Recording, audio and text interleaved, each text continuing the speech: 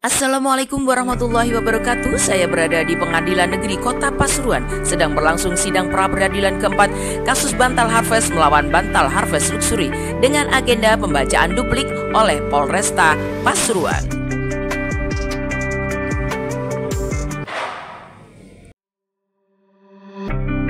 Saya dengan tersangka kasus Bantal Harvest kontra Harvest Luxury dan seorang pengacara, ada kuasa hukum dari Sahlan and Partners, Bapak Zulfi, sidang untuk melihat duplik keabsahan berkas-berkas dari pihak pemohon dan termohon. Bisa dijelaskan tadi situasi sidangnya seperti apa? Iya, terima kasih Ibu, Bu Anis. Tadi sidang itu adalah duplik oleh pihak termohon dan juga pemberian bukti-bukti tertulis atau surat dari termohon maupun pemohon. Nah, dalam kesempatan tadi kita mengajukan bukti yang sangat penting, yaitu laman penerimaan dan penolakan pendaftaran merek oleh Kemenkumham, di mana kita bisa membuktikan bahwa Kemenkumham itu menolak pendaftaran merek yang mengandung kata harvest yang terpisah dengan tambahannya gitu. Misalnya contoh tadi itu adalah harvest spasi Indopilo, dan itu ditolak oleh Kemenkumham karena ada kata harvest yang terpisah dengan Indopilonya, dan karena mengandung kata harvest itu maka ditolak oleh Kemenkumham. Dan di sisi lain Kemenkumham menerima pendaftaran harvest luxury yang tidak dipisah oleh spasi. Artinya Kemenkumham menganggap itu kata yang berbeda dengan harvest yang sebelumnya sudah terdaftar. Kita tadi menyampaikan bukti yang sangat penting dan kita memberikan dua contoh, yaitu harvest Indopilo yang ditulis terpisah antara harvest dan Indopilonya, ada spasi, kemudian harvest luxury yang tidak ada spasi, jadi digabung harvest dan luxury-nya. Di mana harvest spasi Indopilo ini ditolak oleh Kemenkumham karena sebelumnya sudah ada merek harvest yang dimiliki oleh Pak Andi Wongso. Sementara harvest luxury yang tidak ada spasi diterima oleh Kemenkumham karena itu dianggap sudah kata yang berbeda, kata baru sama sekali, sehingga walaupun sebelumnya sudah ada harvest tetap diterima. Nah, makanya semakin melucu kalau kita merek harvest yang dimiliki oleh Ibu Daris kemudian dianggap sama oleh pemilik harvest luxury, di mana Kemenkumham sendiri menganggap berbeda begitu. Dan yang kedua, yang paling penting yang kita nanti akan perkuat di kesimpulan kita ingin mengisyaratkan kepada semua penegak hukum bahwa di atas semua itu, di atas semua polemik itu, penegak hukum, apalagi dalam hal ini hakim, harus melindungi orang yang beretikat baik, harus memberikan rasa keadilan. Dalam hal ini kita bisa membuktikan bahwa klien kita adalah orang yang beretikat baik, di mana pertama bisa menunjukkan bukti digital bahwa kita mulai duluan. Yang kedua, kita ada komunikasi dengan Pak Andi Wongso, minta izin namanya digunakan. Itu menunjukkan etikat baik dan dipersilakan oleh Pak Andi Wongso sampai batas tertentu menunggu barangnya habis, proses.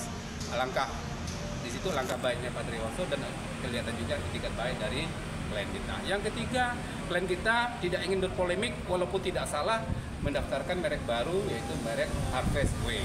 Dari situ kita bisa menunjukkan bahwa klien kita adalah pihak yang beretikat baik dan selayaknya dilindungi. Kalau dari pihak polisian tadi sempat bisa melihat berkas mereka kah?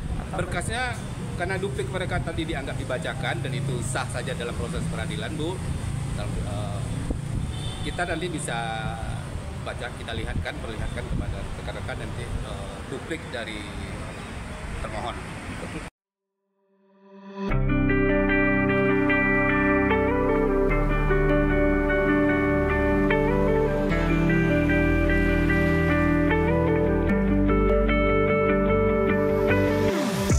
Dari sama ini, dia kan kepingin tahu banget salahnya dia itu menurut Haki di mana sehingga dia bisa dituntut, itu bisa dijelaskan? Ya, kalau sekilas mereka menyebutkan ada 12 persamaan gitu antara merek Harvest dan Harvest Luxury. Walaupun itu asumsi ya, karena sementara Kemenkumham sendiri menganggap itu berbeda gitu ya. Itu bisa kita analogikan, Bu, antara sebuah mobil misalnya Avanza dengan Xenia.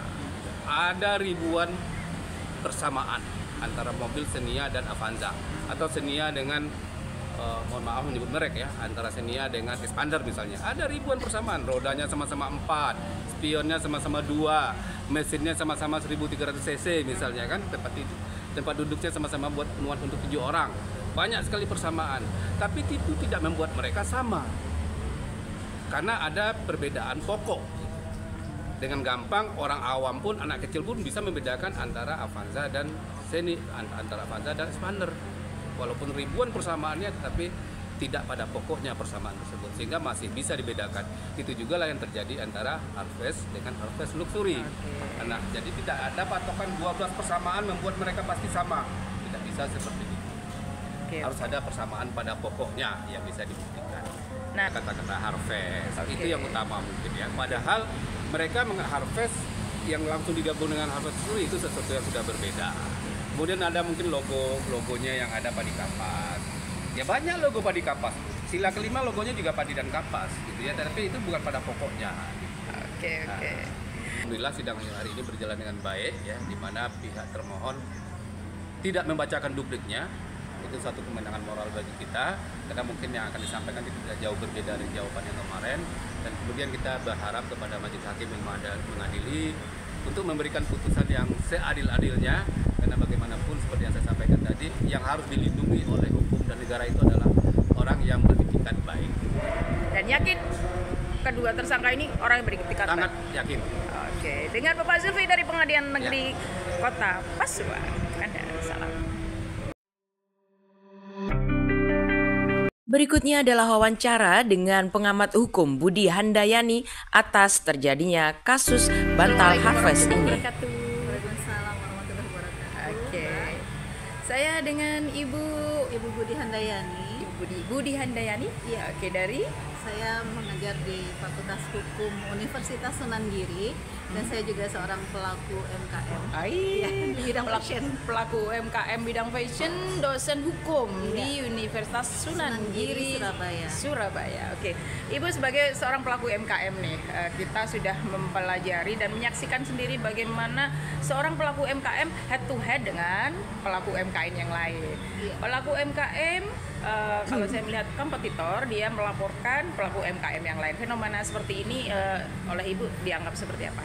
Iya, sebenarnya ini memang fenomena yang banyak sekali terjadi ya. Yang menjadi permasalahannya apakah perlindungan hukum bagi para pelaku-pelaku UMKM ini sudah ditegakkan dengan sebenar-benarnya yang sesuai dengan azas keadilan. Nah, misalnya kalau kita melihat dalam kasus ini, kita lihat ke sistem perlindungan yang sudah diberikan oleh pemerintah. Kita perlunya ada pendaftaran merek. Nah, dilemanya di sini, dalam sistem ini ada dua sistem, satunya first to file dan first to use. Nah, di Indonesia digunakan first to file, jadi siapa yang pertama kali mendaftar. Nah, hal ini tidak menjawab permasalahan-permasalahan yang ada di dalam masyarakat, dan salah satunya contoh kasus yang sedang kita hadapi ini. Jadi seharusnya hukum tidak hanya melindungi siapa yang mendaftar duluan, tetapi juga siapa yang sudah menggunakan merek atau yang sudah melaksanakan kegiatan UMKM ini terlebih dahulu, yang paling pertama gitu. Nah, ini yang first to use ini. Sedangkan di Undang-Undang merek pasal 1 gitu kalau salah, dinyatakan yang berhak menggunakan atau mendapat perlindungan itu adalah yang mendaftarkan merek yang pertama kali. Itu yang menyebabkan terjadinya timbul permasalahan ini di dalam masyarakat. Jadi seseorang yang bisa saja ini menjadi pintu untuk masuknya sindikat atau pelanggar hukum yang menggunakan untuk keuntungan diri sendiri gitu. Nah, di sini ada pihak-pihak yang bisa melihat celah ini, bisa mereka gunakan untuk keuntungan diri sendiri gitu. Nah, ini perlu adanya perbaikan hukum, tetapi ini bisa kita lihat ada beberapa jurisprudensi atau keputusan hakim yang terlebih dahulu yang pernah memenangkan kasus ini. Makanya saya yakin sekali kasus ini bakal menang, karena pernah suatu waktu dulu ada Profesor Subekti, beliau itu memenangkan kasus kasasi seperti kasus yang sedang kita Kasasi ya? Berarti kasasi. sudah persidangan ya? Sudah persidangan. Beliau menyatakan hukum melindungi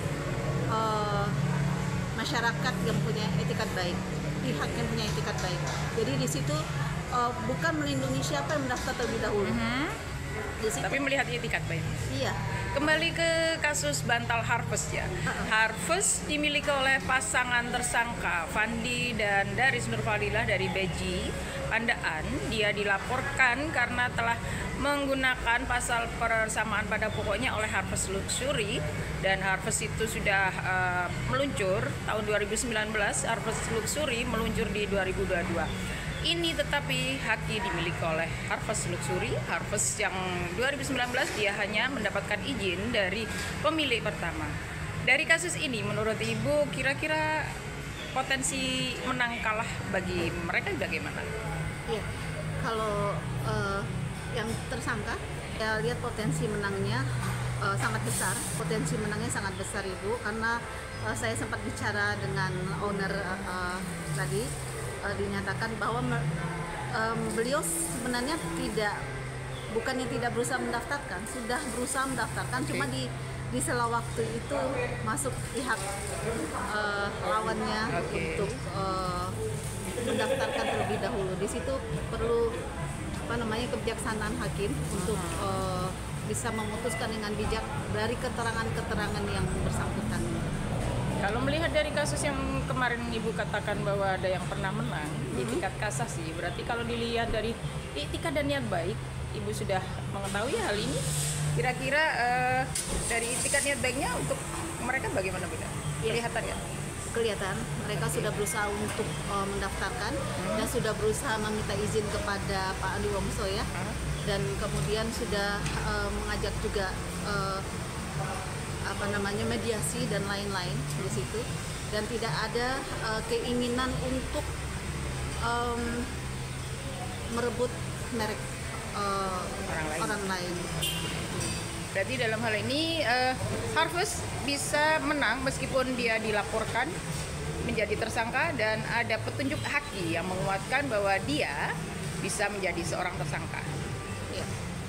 Insya Allah ini benar-benar kita selain prinsip-prinsip hukum, azas etikat baik, kemudian azas keadilan, juga hati nurani hakim sangat kita harapkan di sini. Kalau bagi Anda sebagai pelaku UMKM, bagaimana melihat hal ini? Ya, kita perlu banget ya pemerintah untuk lebih memperhatikan revisi undang-undang ini. Karena kalau misalnya Indonesia menganut kepada first to file itu sangat membahayakan. Karena banyak sekali masyarakat yang memang belum teredukasi untuk mendaftarkan, kemudian mereka juga misalnya aksesnya dan lain-lain yang akan sulit untuk itu. Bagaimana dengan pemerintah untuk edukasi dengan penegakan hukum? Iya. Jadi maksudnya gini, pemerintah mempunyai kewajiban mendampingi, tetapi ketika berhadapan dengan hukum tidak ada advokasi. Bagaimana nih? Ya, ini keprihatinan kita. Terlihat di sana masyarakat berjuang sendiri. Iya. Di tengah kehimpitan kesulitan ekonomi, kemudian dari sisi perlindungan hukumnya juga masih sangat lemah ya. Sering kita dengar selalu berpihak kepada yang bayar. Jangankan untuk membayar perlindungan hukum itu, untuk bayar kehidupannya mereka sendiri aja udah sangat sulit sebagai pelaku UMKM. Ya.